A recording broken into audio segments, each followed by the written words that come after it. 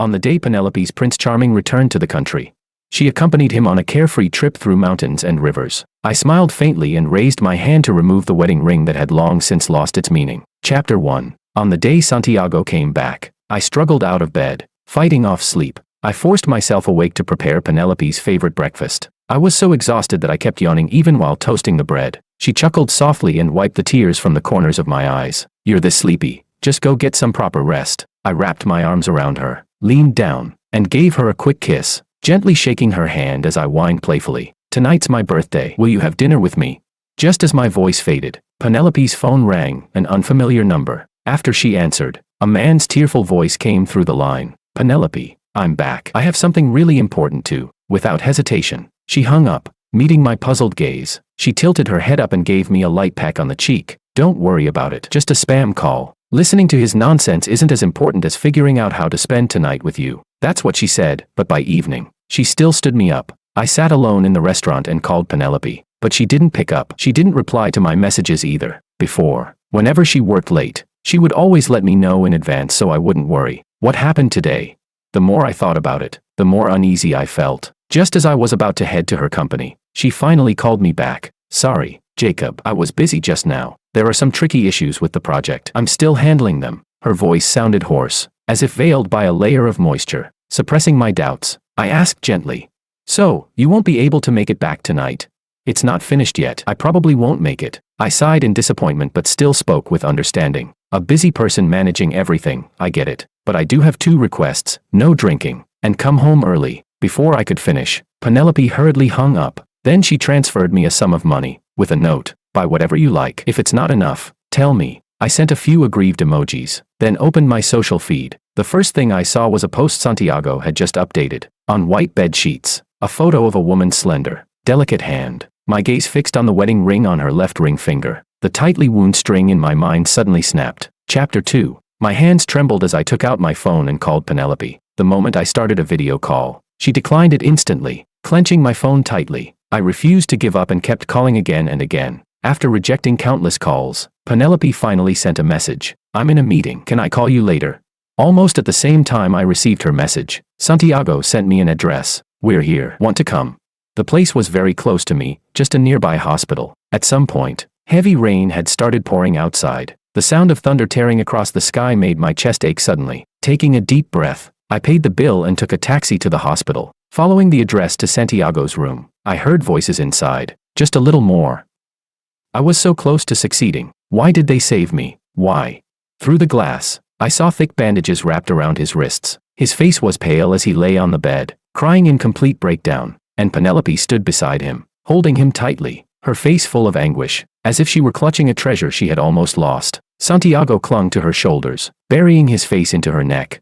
His sobs uncontrollable. "I didn't want to disturb your life, but I really can't control it. Please, don't abandon me. You promised you'd always stay by my side." Penelope's eyes were filled with tenderness as she comforted him over and over. "Okay, I'll stay with you. Don't be afraid. Don't be afraid." Her voice was so gentle, like she was soothing a child. I stood there silently watching. My temples throbbed, and the pain in my chest made it hard to breathe. With trembling hands, I took out my phone again and called Penelope. I watched as she first leaned down and gently kissed Santiago on the forehead. Only then did she step aside with her phone, adjusting her expression. When she answered, her tone had already turned calm and casual. "Hey, Jacob, I was at a work event and didn't check my phone. You're calling now? Did you finish shopping?"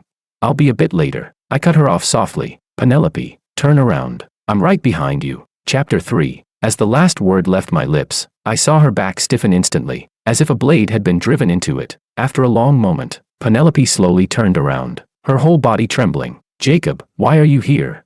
I looked at her as if she had been struck by lightning, and smiled gently. "You're this scared? Did you do something behind my back?"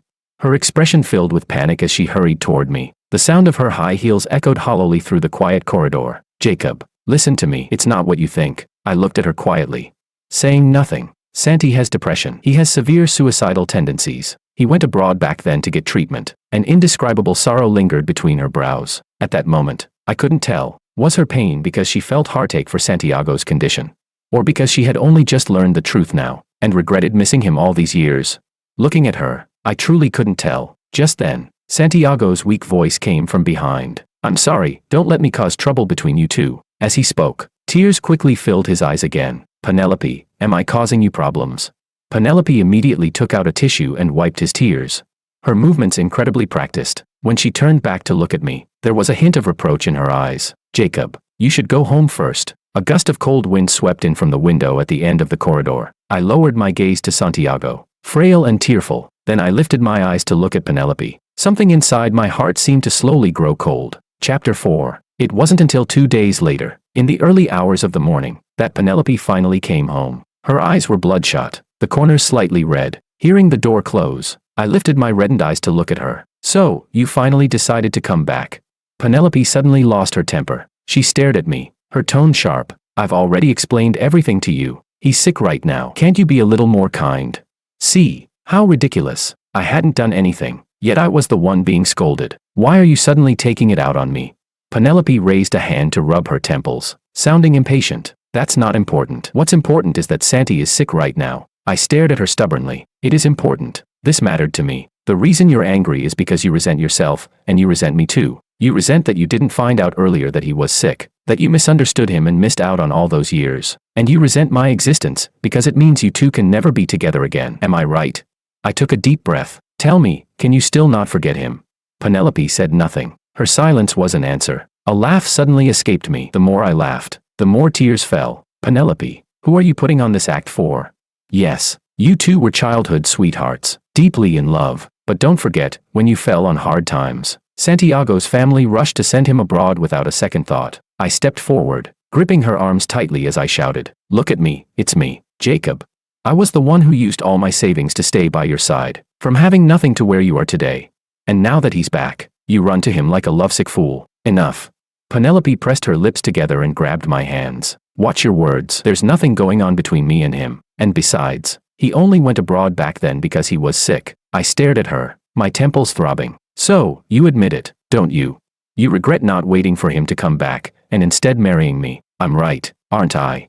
Penelope fell silent again. After a long time, I finally heard her voice. "I'm already married to you. Stop making a scene." Everything went dark in front of my eyes, like thunder crashing down over my head. A sharp, piercing pain spread through me, followed by an overwhelming wave of sorrow. So, she really did regret marrying me. Chapter 5. As if realizing she had lost control of her emotions, Penelope paused slightly. Her tone softened. "I'm sorry, Jacob. I've just been a bit stressed." I lowered my gaze and spoke quietly. "What exactly do you want, then?" "I just want to take care of him for a while." As if realizing how inappropriate that sounded, she quickly added, "Jacob, don't misunderstand. I'm only doing this out of our past connection. There's nothing else." Maybe that was the truth, but what exactly that connection meant was another matter. I could more or less understand Penelope's mindset. All these years, she had held on to resentment over what she believed was Santiago abandoning her. Now that she suddenly learned it had all been a misunderstanding, the stronger her hatred had been, the stronger the emotional backlash now. And the stronger that backlash, the deeper her guilt. But that didn't give her the right to hurt me. Thinking this, I let out a long breath. "And besides, it's because of me, Jacob. It's all because of me. He got depression because he fought with his family to avoid going abroad." As she said this, her voice even carried a hint of choking emotion. My temples throbbed painfully. I steadied myself, clenched my fists, and said each word clearly. "Let's get divorced. Let's go do it now." Penelope shot to her feet, staring at me in disbelief. "What did you just say?" Her voice was filled with barely restrained anger. "Jacob, what exactly are you trying to do?"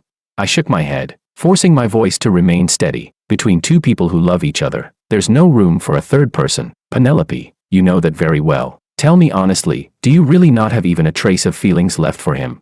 Chapter 6. After a long while, Penelope finally sighed and handed her phone to me. "Look for yourself. I've never crossed any boundaries with him." I didn't take it. I let out a cold laugh. "So what? Does that prove there's nothing in your heart for him?" Penelope didn't answer. She tightened her grip on the phone, her knuckles turning pale from the force. After a long pause, she kept a straight face and helped me up. "Stop making a scene, Jacob. Santi is sick, so I'm just taking extra care of him." I closed my eyes, about to say something, when her phone rang. The voice on the other end sounded urgent. "Penelope, come quickly. Santi is hurting himself again." Penelope's body stiffened, and she looked at me with a complicated expression. "I need to step out for a bit." I grabbed her arm. "I'm going with you to the hospital." Her first reaction was to look at me with clear wariness. I pretended not to notice. "You know my temper. If you don't let me go, none of the three of us will have any peace." After a few seconds, Penelope finally replied, "Fine, Chapter 7. When we arrived at the hospital, Santiago was curled up on the bed. His wrists were wrapped in gauze, and he struggled to sit up. Penelope. I didn't mean to. As he spoke, his swollen eyes quickly filled with tears again. I really just couldn't control myself. How could a grown man cry this much? I almost wanted to laugh. And yet, Penelope fell for it completely. She immediately pulled Santiago into her arms, holding him tightly. Santiago rested his face on her shoulder, eyes closed. His tears seemingly endless. "You're all I have left," he murmured through sobs. "My parents found out I came back to look for you. They were furious. They said they don't want me anymore." Penelope held him even tighter, her voice hoarse with emotion. "It's okay. You still have me." It was as if, between them, they had always been in perfect harmony, never truly apart. I stood there, staring blankly at the scene. A chill rose from deep within me, spreading through my limbs, cutting into me piece by piece. After what felt like forever, Santiago finally sniffled and looked at me. "Penelope, I want to talk to Jacob." Only then did Penelope seem to notice me. She opened her mouth as if to say something. But in the end, she only leaned down to tuck Santiago's blanket more securely around him. Then she stood up and walked out. As she passed by me, she said in a low voice, "He's emotionally unstable right now. Don't bully him." I froze for a moment. For some reason, I suddenly remembered years ago, when I was forced to drink in a business setting. And Penelope had stormed in like a fearless heroine. She had grabbed a bottle from the table and poured it all over the men. Even as we were dragged out together, she was still shouting loudly, "As long as I'm here, don't even think about bullying Jacob." And now, she was telling me not to bully another man. Chapter 8. You see, she's always had a place for me in her heart. When Santiago said this, he lifted his chin slightly, the corners of his lips curling upward, full of pride, full of flaunting. I took a deep breath, forcing myself to stay calm. "So what? I'm her husband now, not you." Santiago's expression flickered for a moment, then he smiled again. "You think a few years by her side can replace me?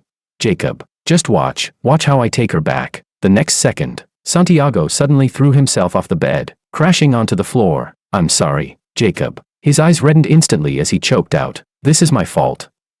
I shouldn't have disturbed you too." I looked at him, he looked at me. We both knew neither of us was the real focus of this performance. So, almost the moment he raised his voice, Penelope appeared immediately. She stared in shock at Santiago sitting on the floor, then turned to look at me. Her voice shifted sharply. "Jacob, don't be so cruel."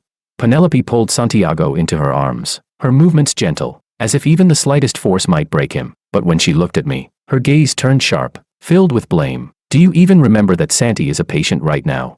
The anger and sorrow inside me slowly faded into calm. So this is what it was. Sometimes, disappointment only takes a single moment. I met Santiago's gaze and said softly, "Fine, I'll be watching." A woman who was no longer mine to trust. If he wanted her, I would let him have her. Chapter 9. After returning home, Penelope sat on the couch, tilting her head as she lit a cigarette. The swirling smoke blurred her features, and blurred the way we looked at each other. Only then did she seem to gather the courage to speak. "You saw it yourself. He's in a really bad state right now. Why can't you be more understanding? Why do you have to make things harder for him?" As she spoke, she placed a bank card in front of me. "Take this, buy whatever you want. Go travel wherever you like. I'm not divorcing you. Don't bring it up again. I'm just staying with him for a while. It won't affect our relationship." After she finished, I asked calmly, "More than half of that money was earned by me. Don't you think it's a bit ridiculous for you to act generous with my own money?" After her family went bankrupt, Penelope had never quite lost that entitled attitude deep down. Whenever something didn't go her way with clients, she would lose her temper and walk out. A lot of messes had been cleaned up by me. It could be said, without me, there would be no Penelope today. I didn't say it outright, but she understood. Her brows furrowed slightly as she turned her head away. "If letting you vent makes you feel better, then I'll take it," I replied indifferently. "You should." But for some reason, my calmness only angered her further. She widened her eyes, glaring at me as she snapped, "Jacob, don't push your luck. What are you trying to show off? That everyone in the company only recognizes you, President Jacob?" I let out a bitter laugh and called her name, Penelope. She still glared at me the same way. "We've known each other since we were 19, 14 years now. In those 14 years, I have never done anything to betray you. How could you forget? Everything you have today was built bit by bit, with me struggling alongside you. From the innocent first stirrings of love at 19, to the exhaustion and resentment we now felt toward each other. 14 whole years. I had given my all to this relationship. I had tried my best in this marriage, but love is like a tug of war. I pulled with all my strength, only to realize the other side had already let go. And so, I fell, bruised and broken. If I dared to love, then I could face the outcome. I took a deep breath, suppressing the ache in my chest. Staring straight into Penelope's eyes, I spoke each word clearly. Penelope, from the moment we met until now, I loved you without holding anything back, but now, I really can't keep loving you anymore. Let's get divorced. Chapter 10. Maybe she sensed that this time, I wasn't joking. Penelope suddenly went back to how she used to be. 3 meals a day, never missing a single one. That morning, she had prepared breakfast early again. All my favorite dishes. When she saw me come downstairs, she said gently, "Jacob, you're up, come eat." Her tone was natural and intimate, as if Santiago had never appeared. As if nothing had ever happened between us, she casually tried to brush everything aside. As if we could instantly go back to the past, but Penelope had forgotten. Once something is cracked, no matter how much you try to fix it, it will never return to what it was. Around 9 that night, her phone kept ringing. She rejected the calls again and again, but eventually got up and went to the balcony to answer. After the call, she looked flustered. "Jacob, Santi's not doing well right now." I waved my hand and cut her off. "You don't need to explain anything to me. I'm not interested." Penelope's expression changed instantly. She shouted at me angrily. "What exactly are you making a fuss about? This is a matter of life and death. There's nothing to argue about." "I really don't care," I repeated myself calmly. Penelope suddenly kicked the coffee table and pointed at me. "I'd like to see how long you can keep pretending you don't care." I watched as she hurried out the door, my heart completely unmoved. About 20 minutes later, Santiago sent me a photo. In the picture, he was leaning against Penelope's shoulder with his eyes closed. She held his hand with a pained expression, and the wedding ring on her finger was gone. "The photo's not great. Just take a look," I replied. "And what exactly is this supposed to prove?" Santiago sent a smirking emoji. "Just wait and see." Chapter 11. The next morning, when I went downstairs, there was an extra pair of men's slippers by the entrance. Just from the style, I knew they belonged to Santiago. When I walked into the living room, I saw Penelope busy in the kitchen, and Santiago following right behind her. "Just wait a bit. It'll be ready soon." Santiago smiled at her, his tone carrying a hint of clingy affection. "Penelope, am I being too much trouble for you?" Penelope smiled indulgently. "You'll never be trouble to me." Santiago wrapped his arms around her waist from behind. When Penelope caught sight of me, she held him even tighter. I didn't look at them again. I put on my coat and walked out. What I didn't expect was that Penelope followed me out. "Jacob, doesn't this bother you?" Her voice was oddly hoarse as she asked again. "Me and Santi, don't you feel anything at all?" I paused for 2 seconds, then suddenly understood. She wanted me to be jealous. I let out a small laugh. "What is there for me to feel bad about?" "All right, stop saying these meaningless things. Hurry back and take care of Santiago. He needs you more." Penelope grabbed my wrist, her gaze cold enough to freeze. "Jacob, are you pushing me toward another man?" This time, I really laughed out loud. "Miss, do you need me to remind you? You were the one who brought him home. You were the one insisting on taking care of him." Penelope suddenly softened again. "Come back with me. Let's live our life properly." "Okay. Santi won't affect our relationship, I promise you." She held my hand, her tone sincere, her eyes sincere, but to me, it all felt absurd. "Your promises no longer hold any credibility with me." I paused slightly. "The only thing we can talk about now is divorce." Fine, great." When reconciliation failed, Penelope lost her temper. The bloodshot veins in her eyes were almost frightening. "Jacob, if you insist on divorce, you'll regret it." I glanced at Santiago behind her, his face full of smug satisfaction, and said firmly, "I'm afraid I'll disappoint you. Who would try to hold on to someone so two-faced, someone so unfaithful?" Chapter 12. When I returned home the next day, I found that the door password had been changed. Even my fingerprint access had been deleted. Just as I was about to call someone to break the lock, Santiago opened the door and walked out. "Sorry, Jacob," Penelope said, "there's no longer any place for you in this home." I looked at him, my tone calm. "The password and fingerprint, you're doing." He smiled with open provocation, his voice smug. "She said I could handle it however I wanted. What do you think?"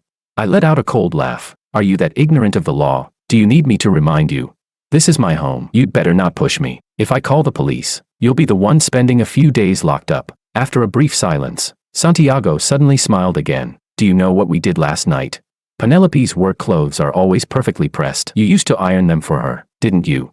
They feel pretty good to the touch, even better when they get wrinkled." He tugged at his collar, revealing bite marks along his collarbone. "Guess what we've been doing these past couple of days?" I suppressed the nausea rising in my throat and turned my head away. The late autumn air was heavy. Fallen leaves scattered everywhere, as if overnight, the world had become nothing but ruins. "Do you really think this is what love looks like?" I turned back to meet his gaze and continued. "If someone truly loves you, the first thing they give you is respect. If it were love, they wouldn't let you carry a shame that has to stay hidden. And they definitely wouldn't drag you into something immoral, something that violates both social norms and basic decency. And yet you can't even see that. Instead, you're proud of it. Thinking this is love. I watched his face turn pale and let out a soft laugh. Don't you find that both ridiculous and pitiful? At that moment, Santiago clenched his fists tightly, his eyes filled with hatred. Jacob, what are you so proud of? If I hadn't gone abroad back then, there wouldn't even be a place for you. I looked at his reddened eyes, leaning slightly closer. You're wrong. Even if you hadn't left, she still wouldn't have married you, because back then, she was nothing but a spoiled rich girl with no real ability, and you were just as useless. You only wanted to enjoy the good times. You could never offer her any real support. What she loved was nothing more than your good looks, nothing beneath the surface. Santiago's face twisted into something almost ugly. Furious, he shouted at me, Jacob, just you wait, I'll prove to you whether she loves me or not. Chapter 13. Early the next morning, I received a call from the board of directors. Boss, something's happened. You need to come to the company. By the time I arrived, a stack of documents was thrown in front of me. Penelope sat at the head of the table, looking at me with an unreadable expression, her tone cold. Jacob, you've really disappointed us. How could you play around with the company for your own personal gain? I opened the documents carefully. At first glance, the accounts seemed fine, but upon closer inspection, there were countless irregularities. Not just the accounts, even the materials used in the company's products were riddled with issues. In any company, matters like these would be fatal. If they were real, a proper investigation would be enough to completely destroy me, even send me to prison. After reading every page, I looked up at Penelope across from me. You really want to ruin me that badly? Hearing that, Penelope met my gaze. Santi was abandoned by his family because of me. He lost everything. Jacob, you shouldn't have used those things to provoke him, to make him suffer. You care about power. He only cares about me. I understood. She was standing up for Santiago. I couldn't help but curl my lips into a faint, mocking smile. Penelope, what exactly do you take me for? She paused for a moment. Then she sighed. But he's sick. Right. He was sick, severely depressed, suicidal. So whatever he did, we were supposed to tolerate it unconditionally. After a long silence, I tossed the documents aside and said calmly, I didn't do any of this. I'm not afraid of an investigation. And Penelope, I mean it. Let's get divorced. Penelope looked at me with an icy gaze. Do you only listen when you've lost everything? Then she shook her head and smiled as she continued. My goal is just to kick you out of the company. As for whether the documents are real or not, as long as the other directors believe it, that's enough. I stared at her. After a long time, tears slowly slipped down my face. At that moment, I truly felt the pain and sorrow. More than a decade together, day after day, night after night. How could it not hurt to let go? Penelope sighed, walked over, and took my hand. Jacob, stop fighting me. Okay. As long as you behave, we can still be fine. Her expression softened as she gently shook my hand, speaking in a coaxing tone. You hate seeing me upset the most, don't you? But I wasn't hurting because I couldn't bear to let her go. I was grieving. Two people who once truly loved each other had finally turned against each other. There was no going back for us anymore. Chapter 14. Late the next night, Penelope suddenly shot to the top of trending headlines. Hashtag shocking. Sue Group CEO Penelope suspected of cheating and forcing husband out. Hashtag breaking. Penelope accused of fabricating documents to frame husband. Hashtag Penelope, a scheming, manipulative cheater. It all started from a post made by a major online influencer in the early hours of the morning. The post laid out, in detail, the story between me, Penelope, and Santiago. It included how, back when Penelope lost everything, Santiago had abandoned her. It also included how, over the years, I had written proposals and secured clients to help her rise again, and how, just to stand up for Santiago, she had fabricated false documents to frame me. At first, not many people believed it, but as photos, videos, and audio recordings were released, the credibility of the story grew stronger and stronger. The final confirmation came when the police summoned Penelope for questioning on suspicion of falsifying commercial documents. Although she returned home shortly after, the situation had already exploded across the internet. When I went back home, I found the door password had been changed back. Inside, only Penelope remained. Her clothes were wrinkled, her expression haggard. Shards of broken glass littered the floor at her feet. Why did you do this? She threw the bottle in her hand aside. When she looked up at me, her eyes suddenly reddened. Jacob, the company was your life's work too. I bent down and gently brushed the dust off her clothes. Penelope, I've always believed in getting even. You treated me like that, of course I was going to take revenge. And aren't you the same? When you framed me to stand up for him, did you ever think about what would happen to me?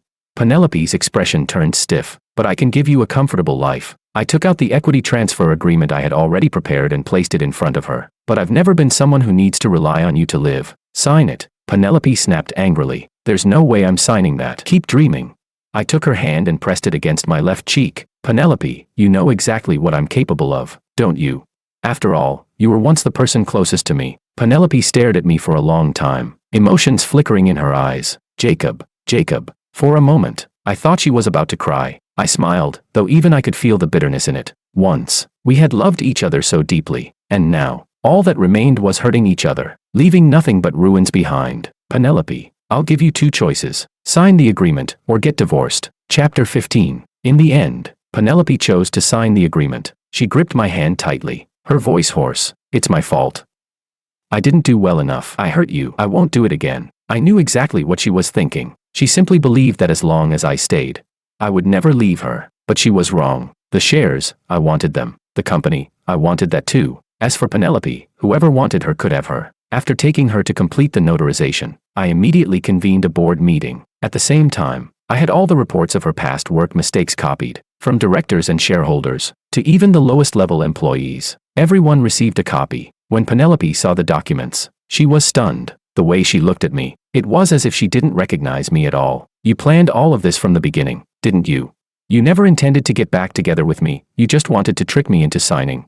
I smiled faintly at her from a distance. It's true I had a plan, but as for getting back together with you, I never said that. People are selfish. I'm no exception. Your incompetence has already threatened the company's interests, so I had no choice but to replace you. Her eyes reddened as she looked at me. Do you really have no feelings left for me at all? The question was unnecessary and almost laughable. I didn't even look at her. Instead, in front of all the directors, I said clearly, word by word, I now hold 35% of Soo Group's shares. Not to mention, my capability surpasses the former CEO by far. So perhaps all of you should consider, can Soo Group really afford to keep a CEO whose reputation is in ruins? The shareholders exchanged glances. For a moment, the room fell completely silent. I continued, in business, profit comes first. Rather than worrying about a ticking time bomb, it's better to draw a clean line. That would be far more beneficial for Soo Group's future. What do you all think? As soon as I finished speaking, the room erupted into murmurs, but no one opposed me. In the end, I joined forces with several directors and forced Penelope out of her position. With my 35% stake, I successfully took over, and I did not do any worse in that position than she had. Back when Soo Group was founded, I had stood beside her, even led her at times. Likewise, I was the one who knew her best. I knew all her strengths and all her flaws, but she didn't know me the same way. This stage was something I had once given to her. Now, I was simply taking back what had always belonged to me. Chapter 16. After that day, Penelope seemed to disappear completely, until a month later, when she suddenly called me, Jacob. I agree to the divorce, but I want to see you one last time. Right now. I'm downstairs. When I went down, Penelope was standing under a street lamp. The dim yellow light fell over her, making her figure look lonely and fragile. It had only been a month, but she had lost a lot of weight, though she was clearly dressed up. She couldn't hide the exhaustion in her eyes. On her ring finger, she was still wearing that wedding ring. Jacob, are you doing well? I didn't respond. I'm not. Her voice caught slightly in her throat. I never thought we would really end up like this. I replied coldly. You just thought that after 14 years of loving you, I was completely under your control. That's why, when it came to Santiago, you could act however you wanted. Penelope grabbed the hem of my clothes, almost pleading. Jacob, I don't want a divorce. How can you just stop loving me like that? I found it absurd, because my love for her hadn't disappeared in an instant. It had been worn away, bit by bit, every time she chose Santiago over me. So my words came out sharp. If we divorce sooner, you two can be together sooner. Isn't that better? I never wanted to be with him. Her voice suddenly rose, then dropped again. I told you from the beginning, he's sick. It was only out of our past connection that I wanted to take care of him for a while. Chapter 17. I had already lost count of how many times she brought up Santiago's illness, as if, just because he had depression, everyone was supposed to accommodate him unconditionally. I looked at her, guilt and pain written all over her face, and let out a soft laugh. So what, Penelope? Do you even understand? I'm not his father, and I'm not yours either. I have no obligation to stand by you and take care of him, to tolerate him without limits. So what if it's depression? Is he the only one who's ever gone through it? In the early days of the company, your temper was terrible. You couldn't swallow your pride. When clients made things difficult, you'd lose your temper and walk away. And when you dropped everything, I had to go from one person to another, lowering myself, begging for help. When I was forced to drink bottle after bottle of strong liquor, where were you? When I was forced to kneel and apologize, where were you? When I collapsed from overwork, nearly dying, where were you? Penelope, tell me, how do you even have the nerve to ask me to get back together with you? Penelope stared at me in disbelief. Her eyes were like a bottomless lake, filled with damp despair and pain. Jacob, I didn't know. I didn't know you went through so much. She raised her hand as if to hold mine, then hesitated and pulled it back. When did you collapse?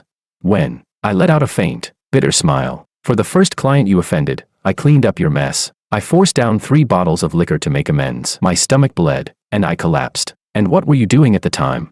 You said you were too tired from social engagements and went abroad alone on vacation. But in reality, you went to see Santiago, didn't you?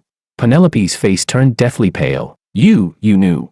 I laughed softly. You're always asking me to give you another chance. But Penelope, I've already given you countless chances. Chapter 18. In the end, Penelope signed the agreement, but she looked at me stubbornly. Jacob, I know I've been despicable, but I want to make it up to you. I want to stay by your side. I really love you. Sometimes, Penelope's obsession with certain things was frightening. She began appearing around me every day. Most of the time, she didn't interfere with my life, but every day, she would leave a bouquet of flowers I liked at my door. She would also buy snacks I loved and the tea I preferred. At first, I ignored her, thinking she would give up eventually, but she clung on like a stubborn parasite, impossible to shake off. Finally, I lost my patience and said coldly, Penelope, if you like doing things that only move yourself, that's your business. But please, don't drag me into it. The only feeling I have left for you now is disgust. Who gave you the confidence to think I would ever want someone like you? Someone with no self-respect. Someone who betrayed me.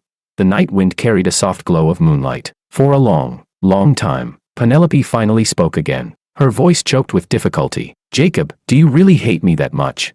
I said nothing. I simply turned and walked back home. Her hoarse voice came from behind me. It's because I'm not worthy. Jacob, live well. Chapter 19. From that day on, Penelope never appeared in front of me again. But Santiago suddenly contacted me. Jacob, how can you be so cruel? Penelope is completely consumed with trying to make it up to you. She can't even make space for me anymore. I replied coldly. What? Has your depression suddenly been cured? Jacob. She and I will definitely be fine. Santiago's emotions grew increasingly agitated. I had no interest in dealing with his hysterical anger, so I hung up, but he kept sending me videos every day. In them, Penelope looked worn out and fragile. She would hold our old photos, crying uncontrollably, calling my name over and over again. I felt nothing. Without hesitation, I blocked Santiago. Another month passed, and I ran into him in person. Dark circles shadowed his eyes, and he had lost a significant amount of weight. When he saw me, Santiago glared at me with hatred. How can you be so heartless? You left her with nothing. How is she supposed to live? I stayed silent for a long time before speaking. When you choose to do something wrong, you should be prepared to pay the price. In this world, nothing comes without a cost. The same is true for people, and even more so for love.